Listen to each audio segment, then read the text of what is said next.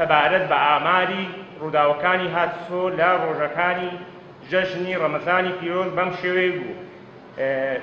8 ڕووداوی هاتسۆ لە لای ئێمە تۆمات کراوە. لە ڕۆژی یەکەم 3 ڕووداوی هاتسۆمان هەبوو کە دویان لە زۆری لە دەردانی کۆنترۆل و وەرگەڕان بوو.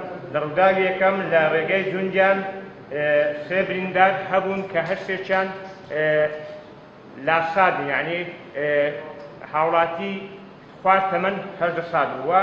بە هەمان شێوە لە ڕۆژی یەکەم ڕووداوێکی ترمان هەبوو لە ڕێگەی غەلیفان سپیلک 2 بریندارمان هەبوو کەوانی بەمان شێوە پیاو بوو.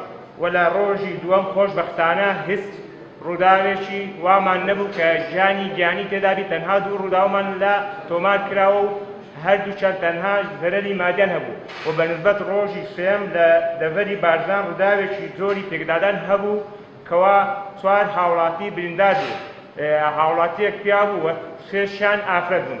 و سەبارەت بە کۆتا ڕۆژی پشوو لە لێشی 7 ڕووداوێکی هاتسۆمان هەبوو لە زۆری لە دەستدانی لە زۆری عفونکەن لە زۆری شێران و کەوا ئۆتۆمبیلێکی زۆری پیکاپ توێتە خۆی کێشاوە بە